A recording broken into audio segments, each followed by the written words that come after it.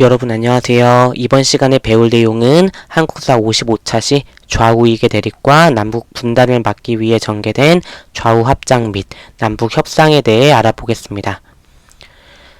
1945년 12월 일제 패망 직전 카이로 회담 등에서 제기된 한반도 독립 문제에 대해 논의하고자 미국과 영국, 소련의 외교 정상들이 소련 모스크바에 모여 회담을 펼치게 되는데 이를 모스크바 3국 외상회의라고 합니다. 이 회의에서는 크게 한반도의 독립을 위한 임시정부 수립을 위한 미소공동회 조직, 그리고 5년 이내에 한반도 신탁통치 실시 등이 결의가 됩니다.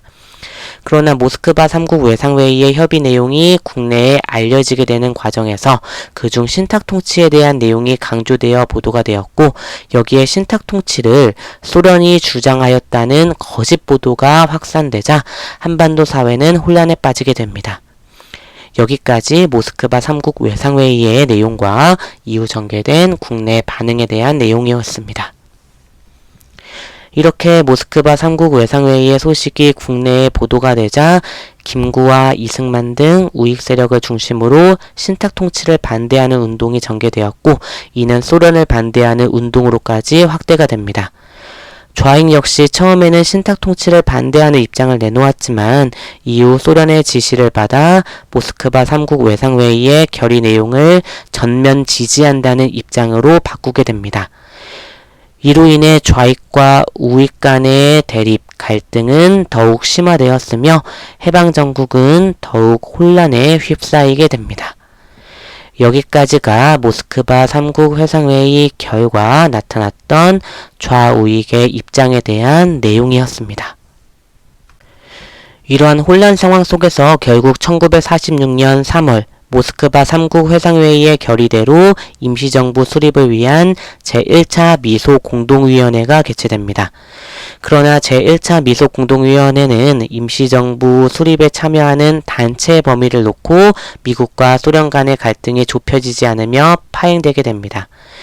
이렇게 좌익과 우익, 미국과 소련의 입장차가 좁혀지지 않게 되며 임시정부 수립부터가 어려워지게 되자 당시 우익 측의 이승만은 현실적으로 통일정부 수립이 어려우니 남한만이라도 단독정부를 수립해야 한다는 정읍 발언을 하게 되면서 남북 분단의 위기가 형성되게 됩니다. 여기까지가 제1차 미소공동위원회와 이후 전개된 이승만의 정읍 발언에 대한 내용이었습니다. 제1차 미소공동위원회의 파행, 그리고 이승만의 정읍 발언으로 남북 분단의 위기가 형성되자 남북 분단을 막고 통일정부 수립을 위해 여운형과 김규식을 중심으로 좌우합작운동이 전개가 됩니다. 이들은 좌우합작위원회를 결성하고 토지 분배 방식, 친일파 처리 등에 대한 좌우합작 7원칙을 제시하였습니다. 좌우익 세력의 갈등을 해소하고 통일된 정부 수립을 위한 미소공동회의 재개 등을 주장하면서 미군정 역시 이들을 지지하게 됩니다. 그러나 이러한 중도 세력의 좌우합작 운동은 좌우 양측 모두의 비판을 받게 됩니다. 결국 좌우익 대다수 인사가 불참하였고 좌우합작위원회 내에서도 입장 차이를 보이며 좌우합작 운동은 흔들리게 됩니다. 여기에 국제정세도 트루먼 독트린으로 미소 간의 대립이 격화되었으며 이러한 상황에서 열린 제2차 미소공동위원회 역시 성과가 없는 가운데 좌우합작운동을 이끌었던 여운형이 피살되자 좌우합작위원회가 해체되며 결국 좌우합작운동은 실패로 끝이 나게 됩니다.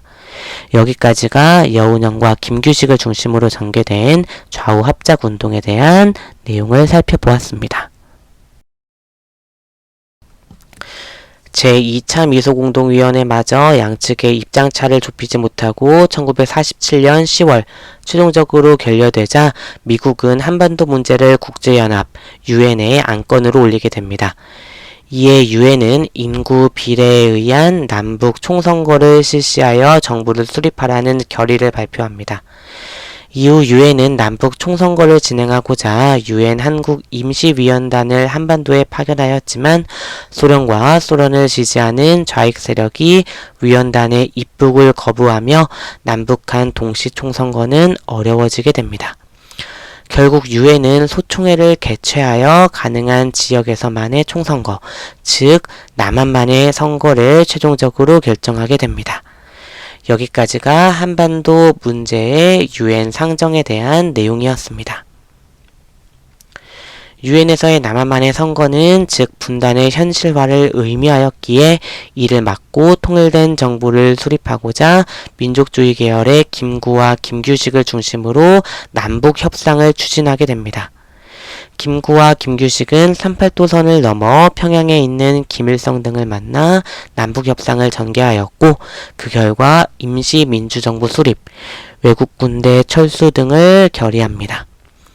하지만 남북협상으로는 이미 결정된 국제연합의 단독선거 결정을 뒤집을 수는 없었으며 북측 내부에서도 단독정부 수립으로 가닥을 잡으면서 그 성과는 나타나지 않게 되었고 결국 1948년 8월, 9월 각각 남한과 북한의 단독정부가 수립되며 남북협상은 실패로 끝나게 됩니다.